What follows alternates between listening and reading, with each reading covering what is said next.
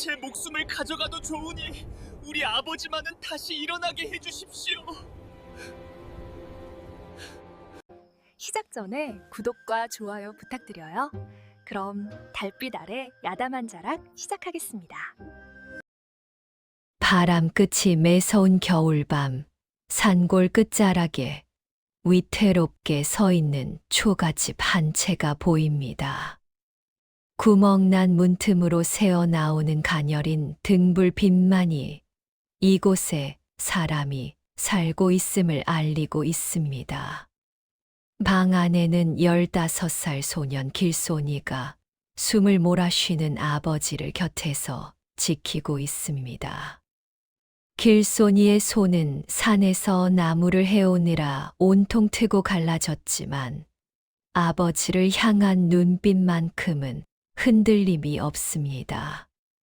아버지는 깊은 병에 걸려 가느다란 숨만 내뱉고 있으며 방 안에는 양 냄새조차 사라진 지 오래입니다.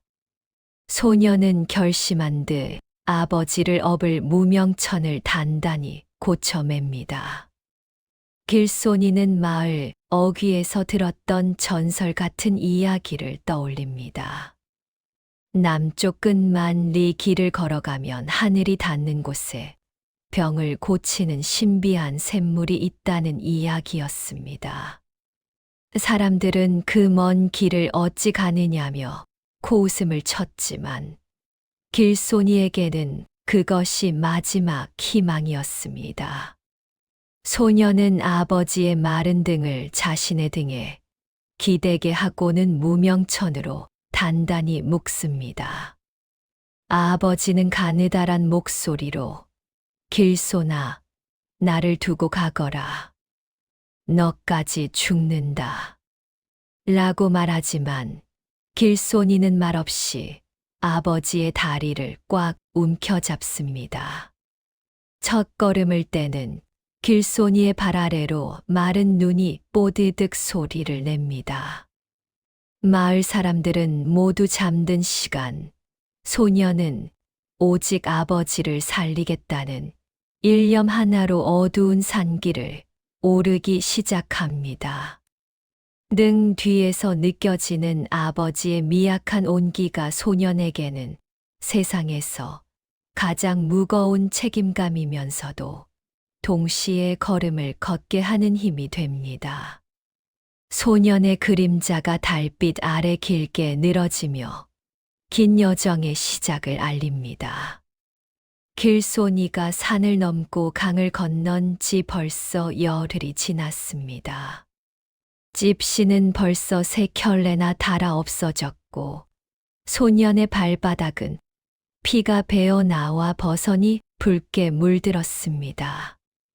길 가던 나그네가 멈춰 서서 묻습니다. 얘야, 그 병든 이를 업고 어디까지 가려느냐? 길손이는 땀을 닦으며 대답합니다. 만리 길 끝에 아버지를 살릴 물이 있다 하여 갑니다. 나그네는 혀를 차며 만리라니 어른도 가기 힘든 길을 아이가 어찌 가겠느냐. 헛수고 말고 돌아가거라. 라며 고개를 저었습니다. 하지만 길손이는 묵묵히 고개를 숙여 인사하고 다시 걸음을 재촉합니다.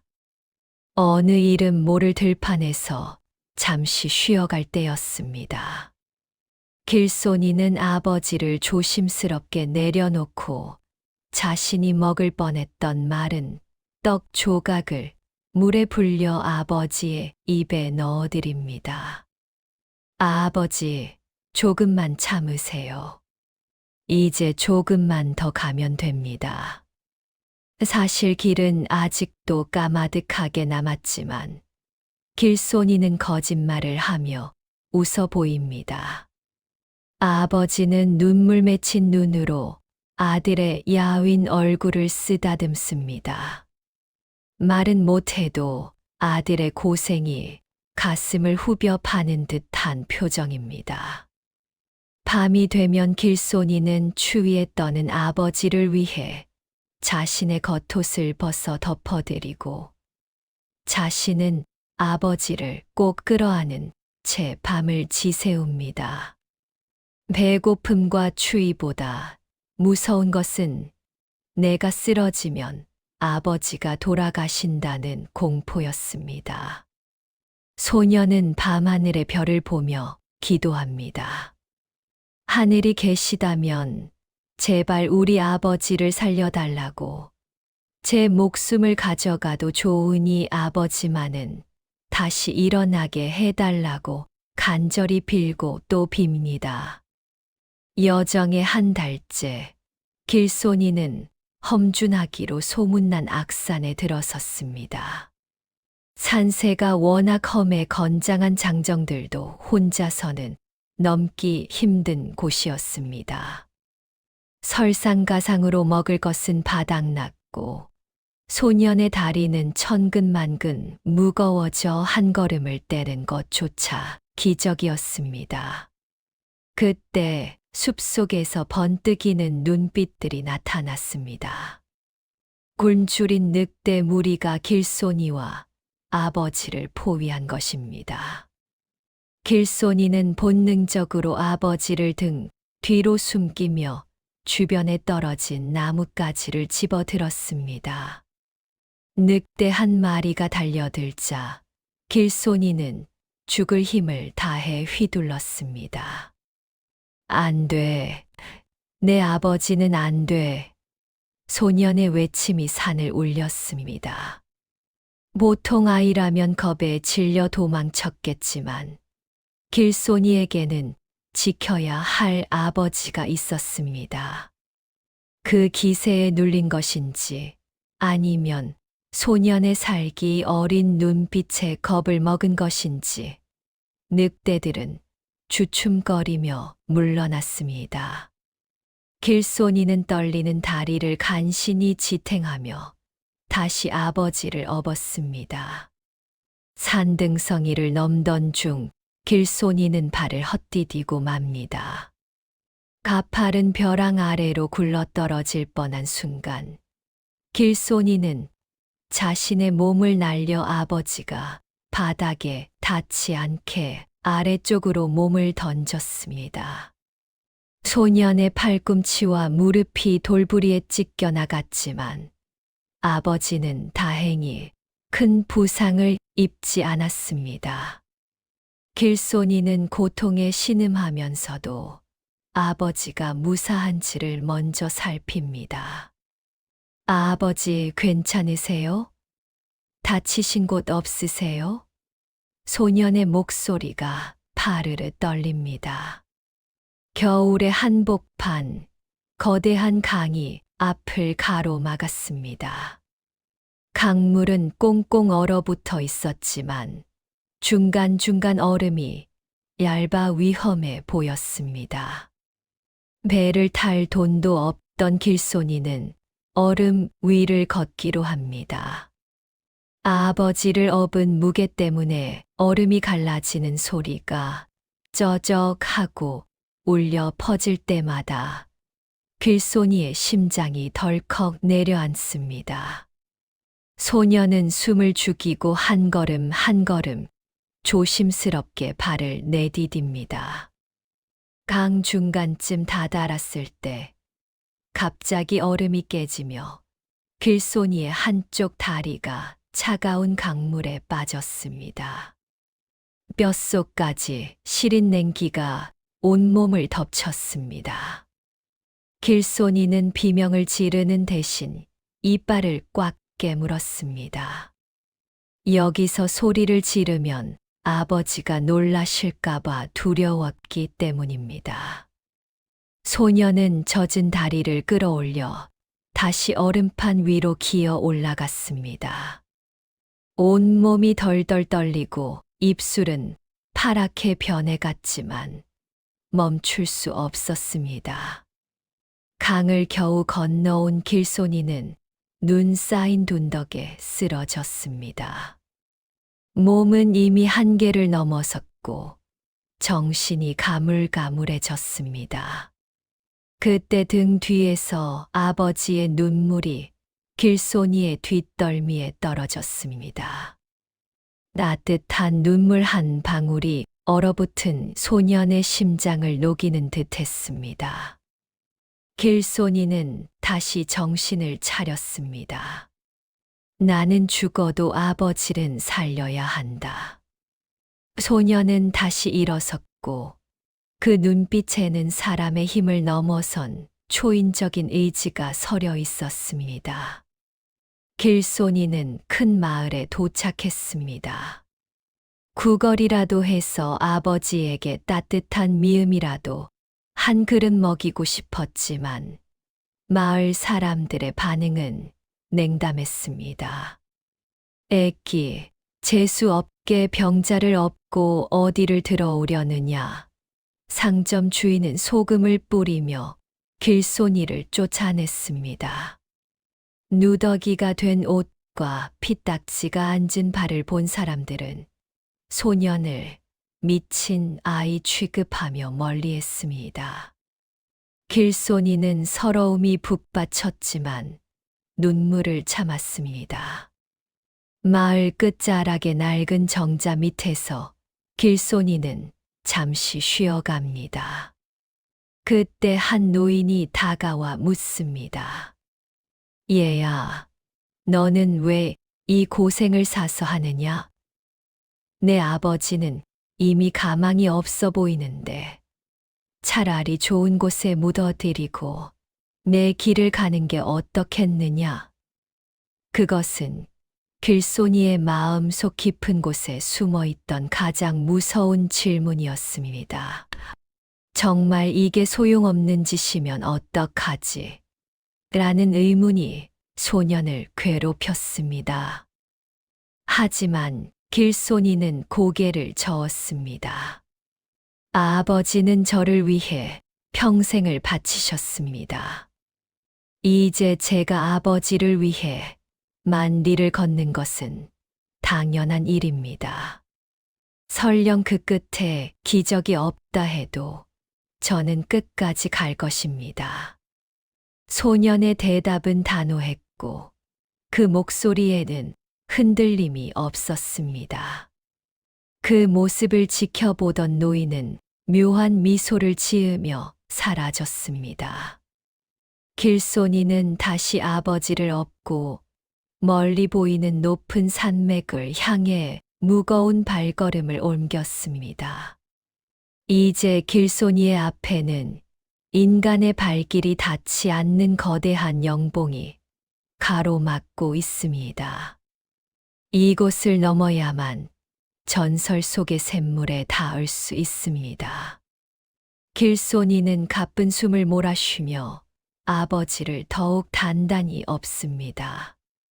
지금까지의 고생은 시작에 불과했다는 듯 산바람은 칼날처럼 소년의 살결을 파고듭니다. 하지만 길손이는 주저하지 않고 구름이 발 아래 깔리는 높은 고개를 향해 첫 발을 내디딥니다. 산의 중턱에 다다랐을 때 갑자기 사방이 짙은 안개로 뒤덮였습니다. 한치 앞도 보이지 않는 상황에서 길손이는 길을 잃고 맙니다. 그때 숲속에서 은은한 푸른 빛이 새어 나왔습니다. 길손이가 그 빛을 따라가자 그곳에는 현실에서는 볼 수 없는 기이한 꽃들이 만발해 있었습니다. 소년은 직감했습니다. 이곳이 바로 인간의 세상과 신령의 세상이 맞닿는 경계임을 말입니다. 안개 속에서 길손이는 아버지가 평소보다 훨씬 무겁게 느껴졌습니다. 몸의 기운이 다 빠져나가 당장이라도 쓰러질 것 같았지만 등 뒤에서 들리는 아버지의 미세한 심장 소리가 소년의 정신을 붙잡았습니다. 조금만 더, 조금만 더. 소년은 주문처럼 같은 말을 내뱉으며 보이지 않는 길을 더듬어 나아갔습니다. 마침내 안개가 걷히고 눈앞에는 수정처럼 맑은 계곡이 나타났습니다. 계곡가에서 쉬고 있던 길손이 앞에 화려한 비단옷을 입은 노인이 나타났습니다. 바로 산신령이었습니다. 그는 길손이를 보며 엄한 목소리로 꾸짖었습니다. 어린 놈이 어찌하여 산의 금기를 깨고 병든 자를 데려왔느냐. 당장 돌아가지 않으면 너희 둘 다 이곳에 뼈를 묻게 하겠다. 길손이는 겁에 질렸지만 아버지를 땅에 내려놓고 산신령 앞에 엎드려 절을 올렸습니다. 산신령은 길손이에게 독이 든 열매와 평범한 열매를 내밀며 말했습니다. 내 아버지를 살리고 싶다면 이 독 열매를 내가 먹어라. 그러면 내 아버지의 병은 씻은 듯 나을 것이다. 하지만 너는 죽게 되겠지. 어찌하겠느냐? 길손이는 망설임 없이 독 열매를 집어 들었습니다. 제 목숨으로 아버지를 살릴 수 있다면 그것보다 큰 복이 어디 있겠습니까? 소년의 손이 열매를 향해 뻗었습니다. 길손이가 열매를 입에 넣으려는 순간 산신령은 껄껄 웃으며 열매를 가로챘습니다. 내 효심이 참으로 가상하구나. 이것은 독이 아니라 내 마음을 떠본 것이니라. 산신령은 길손이에게 신비한 지팡이를 하나 건네주었습니다. 이 지팡이를 짚고 가면 만리 길도 하룻밤처럼 느껴질 것이니 부지런히 가거라. 길손이는 눈물을 흘리며 감사의 인사를 올렸습니다. 지팡이를 짚고 걷자 정말로 발걸음이 구름 위를 걷는 듯 가벼워졌습니다. 소녀는 신이 나서 노래를 부르기 시작했습니다. 아버지와 함께 보냈던 행복했던 기억들을 떠올리며 소년의 목소리가 산골짜기마다 울려 퍼졌습니다. 등 뒤에 아버지도 기분이 좋아진 듯 예전보다 훨씬 편안한 숨소리를 내뱉었습니다. 주변의 나무들도 소년의 노래에 맞춰 춤을 추는 듯 흔들거렸습니다. 가는 길에 배고픈 사슴무리를 만난 길손이는 자신이 아껴둔 주먹밥을 기꺼이 나누어 주었습니다. 산신령의 지팡이 덕분에 여유가 생긴 소녀는 이제 주변의 생명들까지 돌보기 시작했습니다. 사슴들은 보답이라도 하듯 길손이를 안내하며 험한 길을 피해 가도록 도와주었습니다. 소년의 여정은 더 이상 고통이 아니라 자연과 하나가 되는 아름다운 동행으로 변해가고 있었습니다. 어느덧 만리 길의 끝자락인 남해 바다가 보이기 시작했습니다. 수평선 너머로 붉은 해가 떠오르는 장관을 보며 길손이는 환호성을 질렀습니다. 아버지, 보세요. 이제 거의 다 왔어요. 아버지는 힘겹게 눈을 떠서 아들이 가리키는 바다를 바라보았습니다. 두 사람의 눈에는 형언할 수 없는 감동의 눈물이 고였습니다. 이제 기적의 샘물까진 단 한 번의 고개만 남았습니다. 마지막 고개를 오르던 중 갑자기 하늘이 어두워지며 거대한 붉은 구렁이가 앞을 가로막았습니다. 이 구렁이는 수백 년 동안 샘물을 지켜온 영물이자 자격 없는 자를 처단하는 파수꾼이었습니다. 구렁이는 쉬쉬 소리를 내며 도끼를 뿜어냈습니다. 인간아, 이곳은 신성한 땅이다. 병든 노인의 부정한 기운으로 이 샘물을 더럽힐 셈이냐. 구렁이의 도끼에 길손이의 피부가 타들어가는 듯한 통증을 느꼈습니다. 하지만 길손이는 아버지를 내려놓지 않았습니다. 제 아버지는 부정한 분이 아닙니다. 평생 성실히 사셨고 저를 사랑으로 키워주신 귀한 분입니다. 제발 길을 열어주십시오. 소녀는 구렁이 앞에서 당당히 맞섰습니다. 하지만 구렁이는 꼬리를 휘둘러 길손이를 내동댕이 쳤습니다. 피투성이가 된 길손이는 기어가서 다시 아버지를 업었습니다. 한 걸음만, 딱 한 걸음만 더 가면 되는데. 소년의 손톱이 바닥을 긁으며 피가 터져 나왔지만 그는 포기하지 않았습니다. 그 처절한 모습에 구렁이는 잠시 공격을 멈추고 소년을 지켜보았습니다. 인간의 육체로는 도저히 버틸 수 없는 고통 속에서도 오직 효심 하나로 버티는 소년의 정기가 산 전체를 진동시키고 있었습니다. 구렁이를 겨우 지나쳐 샘물 근처에 다다랐을 때 이번에는 수많은 유령과 환영이 나타나 길손이를 괴롭히기 시작했습니다. 그들은 길손이가 예전에 겪었던 아픈 기억들을 들춰내며 속삭였습니다. 포기해. 내 아버지는 이미 죽었어. 너 혼자 살아야지. 길손이의 눈앞에는 이미 숨이 멎은 듯한 아버지의 환영이 보였습니다. 소녀는 귀를 막고 비명을 질렀습니다. 아니야, 아버지는 살아계셔.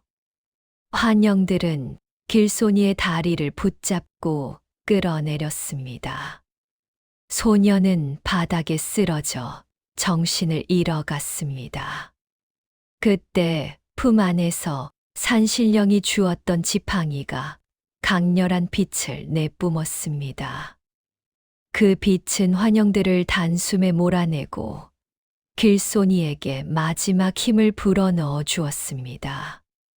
길손이는 간신히 눈을 뜨고 저 멀리 황금빛으로 빛나는 샘물을 발견했습니다. 하지만 샘물 바로 앞에서 길손이의 심장이 멎을 듯한 고통이 찾아왔습니다. 만 리를 걸어온 대가로 소년의 심장이 한계에 다다른 것이었습니다. 길손이는 샘물을 향해 몸을 던지듯 쓰러졌습니다. 그의 손끝이 차가운 샘물에 닿는 순간 온 세상이 정적에 휩싸였습니다. 소녀는 마지막 힘을 다해 샘물을 한 움큼 떠서 아버지의 입술에 갖다 대었습니다.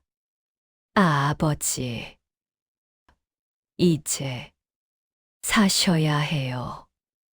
그리고 소녀는 그대로 정신을 잃었습니다. 황금빛 샘물가에 쓰러진 길손이의 몸은 이미 차갑게 식어가고 있었습니다.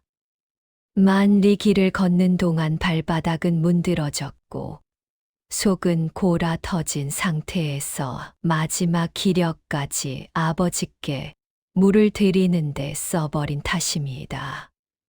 등 뒤에 묶여있던 아버지는 샘물을 마시고 기적처럼 눈을 떴지만 자신을 살리고 숨이 멎어가는 아들의 모습에 찢어지는 비명을 내지릅니다.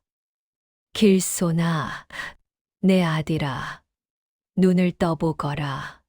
아버지의 통곡 소리가 고요한 신령의 산을 울립니다. 아버지는 절규하며 아들에게 다시 샘물을 떠먹이려 했지만 길손이의 입술은 굳게 닫혀 물 한 방울조차 삼키지 못합니다. 아버지는 자신의 생명을 대신 가져가 달라며 하늘을 향해 빌고 또 빕니다. 천지신명이시여, 이 어린 생명이 무슨 죄가 있습니까? 저 같은 늙은이를 살리려다 쓰러진 저 가엾은 아이를 제발 살려주십시오. 아버지의 눈물이 길손이의 뺨 위로 뚝뚝 떨어집니다. 그때 샘물 주변의 공기가 기이하게 진동하더니 소년의 가슴 위에 놓여있던 산신령의 지팡이가 가루가 되어 흩어집니다.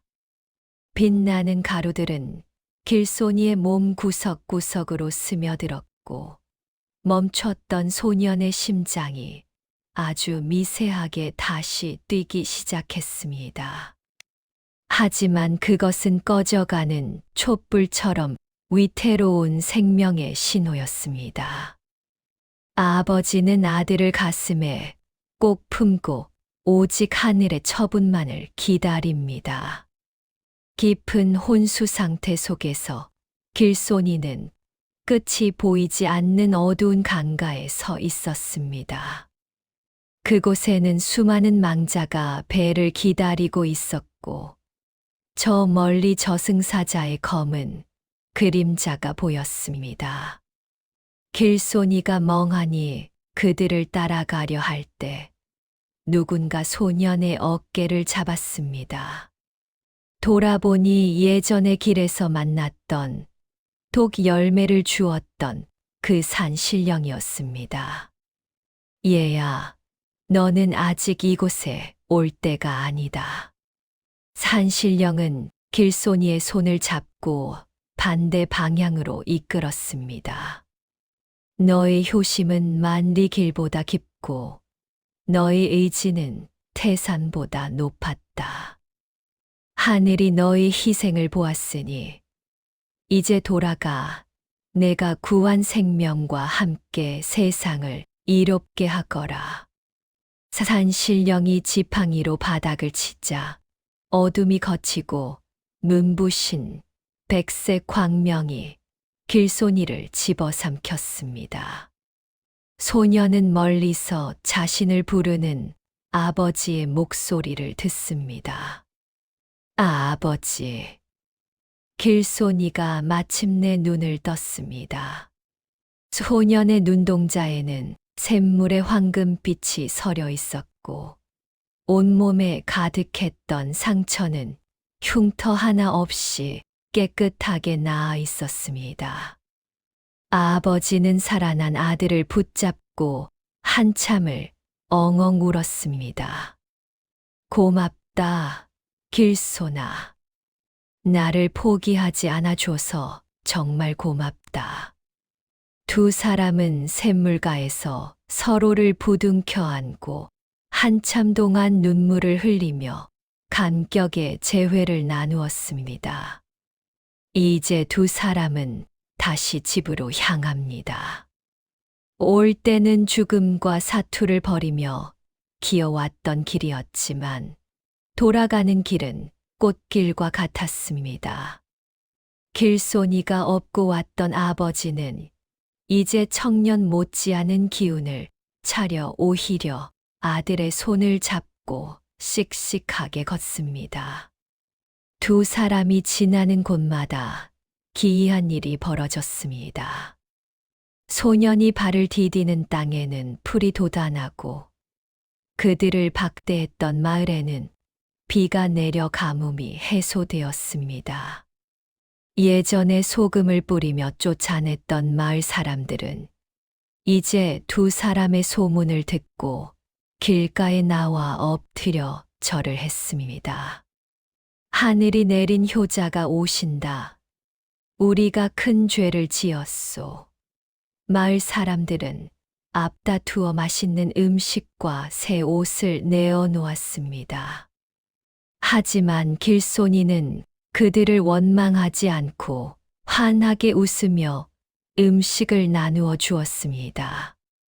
소년의 마음은 이미 만리 길을 걸으며 바다처럼 넓어져 있었습니다.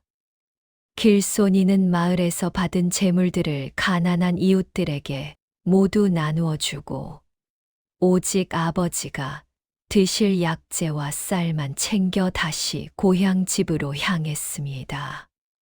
소년에게 가장 큰 재산은 황금이 아니라 곁에서 건강하게 웃고 계신 아버지였기 때문입니다. 소년의 뒷모습을 보며 사람들은 입을 모아 말했습니다. 저 아이야말로 진짜 보살이요. 살아있는 기적이다. 만리를 걸어 아버지를 살린 효자의 이야기는 마침내 한양의 임금님 귀에까지 들어갔습니다. 감동한 임금님은 길손이와 아버지를 궁궐로 불러들였습니다. 웅장한 궁궐 대전에 선 길손이는 수많은 대신 앞에서도 당당히 고개를 숙였습니다. 임금님은 보좌에서 내려와 길손이의 손을 잡았습니다. 내 효심이 이 나라의 근본을 세웠구나. 내 너에게 큰 상을 내리리라.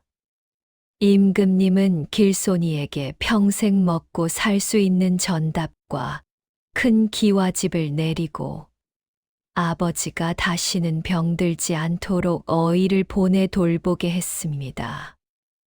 또한 소년의 이름 앞에 효샤오 자를 붙여 가문을 드높여 주었습니다. 비루한 초가집에서 죽음을 기다리던 소년이 효심 하나로 나라의 보배가 된 순간이었습니다. 길손이는 눈물을 흘리며 임금님의 은혜에 보답할 것을 맹세했습니다. 하지만 길손이는 호의호식하는데 그치지 않았습니다. 그는 임금님이 내려주신 재물로 전국의 효자들을 돕고 부모를 잃은 아이들을 위한 서당을 세웠습니다. 소년의 선행은 꼬리에 꼬리를 물고 전국으로 퍼져나갔고 조선 팔도에는 부모를 공경하는 풍습이 다시금 꽃피기 시작했습니다. 길손이의 만리 길은 단순히 아버지를 살린 길이 아니라 조선의 마음을 살린 길이 되었습니다. 세월이 흘러 봄이 찾아왔습니다. 예전에 무너져 가던 길손이의 초가집 자리에는 이제 아름다운 정자와 흐드러지게 핀 매화나무가 가득합니다. 길손이는 이제 늠름한 청년이 되었고 아버지는 백발이 성성하지만 누구보다 건강한 모습으로 정자에 앉아 차를 마십니다. 두 사람은 가끔 그때의 만리 길 이야기를 나누며 미소 짓습니다. 바람을 타고 매화 향기가 번질 때 정원 한 구석에 예전에 보았던 그 산신령이 나타나 잠시 미소 짓고 사라집니다. 길손이는 그것을 느낀 듯 허공을 향해 조용히 목례를 올립니다. 지성이면 감천이라 했던가요? 소년의 지극한 마음이 만들어낸 기적은 매년 피어나는 매화처럼 영원히 이 땅에 기억될 것입니다. 이제 길손이는 아들의 손을 잡고 길을 나섭니다. 아버지가 자신에게 보여주었던 사랑을 이제는 자신이 아들에게 전해주기 위함입니다. 얘야, 만리 길을 걷는 것보다 중요한 것은 곁에 있는 사람을 아끼는 마음이란다. 소년의 이야기는 그렇게 대를 이어 전해지며 듣는 이들의 가슴 속에 따뜻한 등불 하나를 밝혀줍니다. 오늘 이야기가 재미있으셨다면 구독과 좋아요, 알림 설정까지 부탁드립니다. 저는 더 신비한 이야기로 다시 찾아오겠습니다.